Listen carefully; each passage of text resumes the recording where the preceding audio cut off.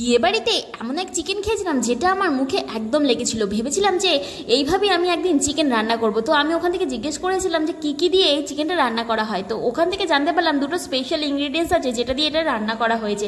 তো চলো আজকে সেভাবেই চিকেনটা রান্না করবো। বাড়িতে একটা গোটা মুরগি নিয়ে এসে নিজের মনের মতন করে পিস করে নিলাম, আর তারপর কড়াইতে চাপিয়ে দিলাম তেল, আর তেলের মধ্যে গোটা গোটা করে আলু কেটে ভালোভাবে আলুগুলোকে নুন দিয়ে ভালোভাবে ভেজে নিলাম।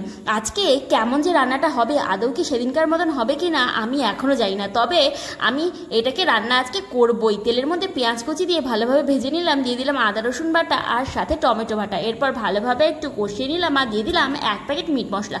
রান্না করাটা খুবই ইজি, কিন্তু খেতে কিন্তু হয় দারুণ। এরপরে দিয়ে দিলাম হলুদ গুঁড়ো আর সাথে শুকনো লঙ্কার গুঁড়ো দিয়ে ভালোভাবে মশলাটাকে কষিয়ে নিলাম। দেখো মশলা জল ছেড়ে এসছে আর মশলার কাঁচা গন্ধটাও চলে গেছে। এরপরে চিকেনগুলো দিয়ে আবার একটু ভালোভাবে কষিয়ে নিচ্ছি। যত এটা কষানো হবে ততই কিন্তু খেতে বেশি ভালো লাগবে। আমার এই চিকেনের রেসিপিটা দেখার পর তোমরা কিন্তু অবশ্যই কমেন্টস করে জানাবে যে তোমরা কখনো এইভাবে চিকেন খেয়েছো কিনা বা রান্না করেছো কিনা। নুন দিয়ে আবার ভালোভাবে চিকেনটাকে ভেজে নিচ্ছি।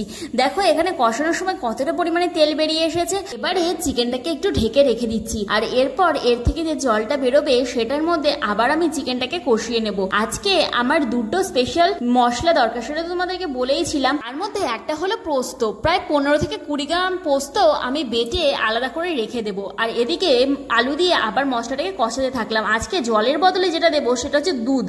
দিয়ে কষানোর পর যখন একদম টেনে এলো তখন দিয়ে দিলাম পোস্ত বাটা, আর পোস্ত বাটা দিয়ে আবার ভালোভাবে একটু কষিয়ে নিলাম, আর সাথে পোস্ত বাটাটা ধুয়েও একটু জল দিয়ে দিলাম। এবার ভালোভাবে শেষমেশ কষানোর পালা।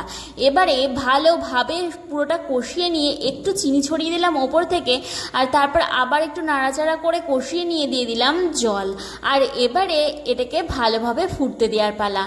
নুনটা এই পর্যায়ে চেক করে নিয়ে এটাকে ফুটতে দিয়ে দিলাম, আর দেখো সবকিছু সেদ্ধ হয়ে গেছে। এবারে ওপর থেকে ছড়িয়ে দেব একদম বাড়িতে ভেজে গুঁড়ো করে রাখা গোলমরিচের গুঁড়ো দিয়ে ভালোভাবে নাড়াচাড়া করে নিচ্ছি। আর দেখো আমাদের কিন্তু চিকেনটা একদম রেডি। খেতে কেমন হয়েছে চলো দেখা যাক। তো আমাদের চিকেনটা রান্না হয়ে গেছে। এটার কি নাম দেবো ভাবছি, এটার নাম দেওয়াই যেতে পারে যে পোস্ত চিকেন। যাই হোক চলো টেস্ট করে দেখি যে খেতে কেমন হয়েছে। এই প্রথমবার পোস্ত দিয়ে চিকেন রান্না করেছি, জানি না আদৌ কেউ রান্না করেছি কিনা, হয়তো বা করেছে।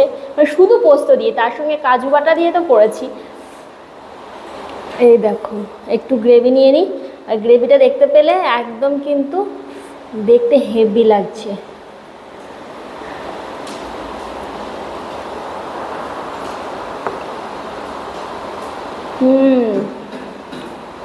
একটা পোস্ত পোস্ত ফিল আসছে, সাথে চিকেনের যে একটা ফিল সেটাও আসছে।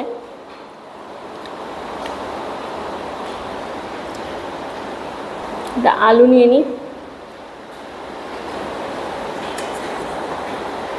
এই দেখো ও আলুটা কি সুন্দর সেদ্ধ হয়ে গেছে। একটু মাখিয়ে নেব।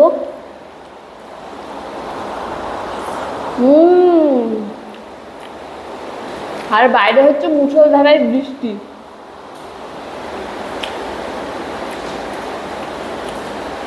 তার মধ্যে গরম গরম চিকেন ভাত।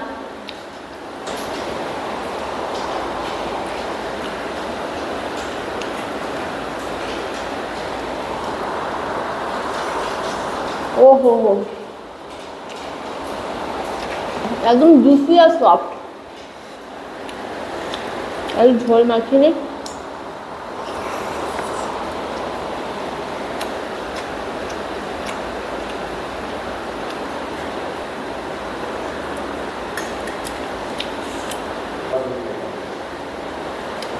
ঝোলটা কিন্তু হেভি লাগছে।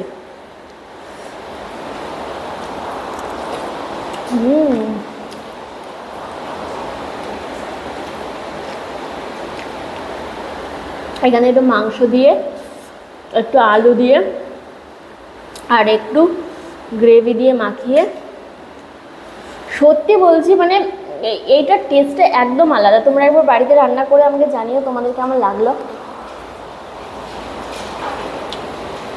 আমি সত্যি আশা করিনি যে এতটা টেস্টি হবে।